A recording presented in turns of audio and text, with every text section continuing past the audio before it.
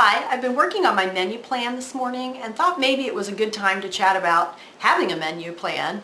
You know, I really believe that in the area of food, that's one area that most families and most people out in the world today spend a phenomenal amount of money. I mean, most of us already know how much we're spending week to week. If you look back at some of your receipts or in your bank account, you can kind of see what your average is spending.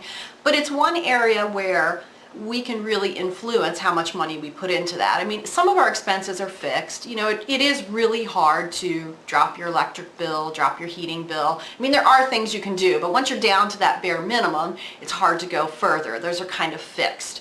But your food bill, that's pretty subjective. And I'm just going to kind of show you today that having a plan can save you money. And because it is so subjective, I think I'm going to talk of it in kind of broader terms because it's really frustrating, and I've done it too, when you go to the internet or Google or YouTube and watch people's food videos that, you know, claim feed a family of 6 on $50 a week or 30 or 20 or whatever that magic number is. But the problem with those kind of meal plans is you're very lucky if that's a fit for your family or if that meets all of your needs. So I don't want to really talk about the types of food, just that having a plan works. And I'm just going to show you kind of some of the things that we do. So I'm in my binder today.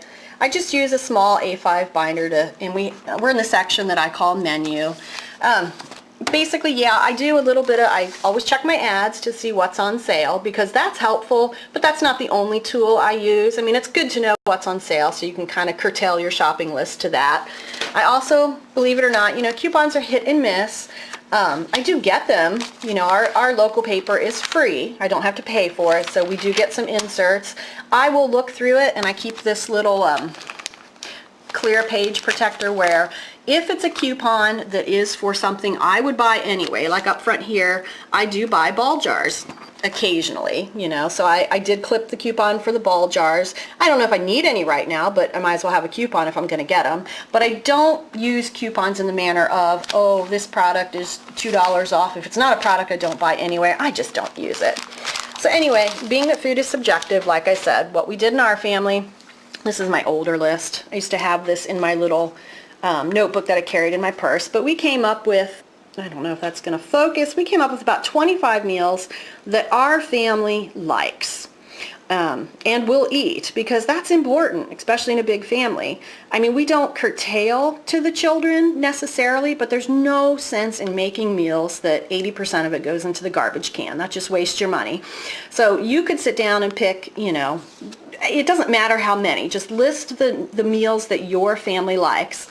I don't have the paper here, but I also have this printed out where I took a green highlighter and highlighted what were the most expensive and then highlighted what were the least expensive. Because, you know, some weeks are tighter than others, and it might be nice to know your 7 least expensive meals and to go, you know, go to the store and buy those if it's a really tight week. So basically, you know, that's my old one. I have a newer one. Here, let me flip over here. I have a newer one here, and this one, you know, only has about 15 meals on it. We probably took a few off. That we found the kids weren't eating. I also included a veggie and fruit section. Those are the veggies and fruits that my kids will eat, and veggies and fruits are expensive, so I do not buy any more things that they don't eat. Now, this is going to be just a general overview because I don't want this video to be super long. I may break it down in other ways. When the kids were tiny, I printed this out. 7-day easy quick meals. Those were, and if you look at them, those ones, this was when the kids were probably between the ages of 4 and 9 to 10.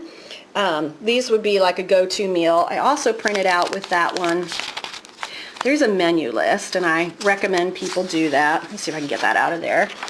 You know, I took the food and wrote out the exact menu of everything that we needed on there to make that list. And I did this back then because sometimes life was so hectic, you know, when the kids were little. I could send hubby to the store with this, and then if he picked up all those items, then I could make this menu, or he could make this menu. That worked really good when they were little, but we moved beyond that.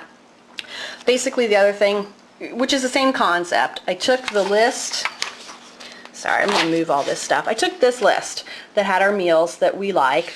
I broke it down on just free printables, you know, Monday, Wednesday, Monday through Sunday with the meals, and then behind this is their menu list of what they need too. But I don't really use this rigid of planning anymore. You know, I may list out 7 meals for that week, but I leave the days blank now because life gets busy and some days you need to cook something more simple than on another day. And that's always worked for us. Now how I combine this with the ad, you know, if I look over these meals and I look at my ad, you know, I see what, first of all, the most expensive things are the meats. You know, I see what meats are on sale that week, and there's various meal plans on here that work with certain meats and stuff. So if something's a really good deal on sale, like let's say ham, and I have ham, I know on here I have ham, eggs, and muffins, or I have ham and great northern beans and cornbread. So if ham is a phenomenal deal, I'll buy that ham and serve a couple ham meals. That's kind of how we do it. So like I said, look, that's just a frugal thing. I broke my tripod. I need to get a new one. So I, you know, in the spirit of frugal and free, I just stacked up some books. But I do use these books sometimes. I have the Living on a Dime cookbook. This one's called Eating Economically is Just Plain Smart. That's a really good book that shows you how to make a lot of like salad dressings and things like that. And then this is just a cheap one I picked up at Dollar General, 1001 recipes, short, easy, and expensive. I might breeze through those again and see if, you know, we're interested in trying new, but in a general sense, I stick to our tried and true recipes. So anyway, I'm thinking I may create that new playlist and just call it Frugal Food, because I feel like, I mean, I don't want my YouTube channel to be all about food, but certainly in the spirit of thrift and frugality, which is my resolution word for 2019, I know my grocery budget has gotten out of hand in the past couple of years, and that I could rein that in and, you know, take that extra cash that I save and put that toward our retirement account, or paying down the house, or paying down the business expenses. So I will be showing some of our food that we cook in hopes that maybe you get some fresh ideas, and if anything works for your family, that would be great and be a blessing. All right, take care. Bye-bye.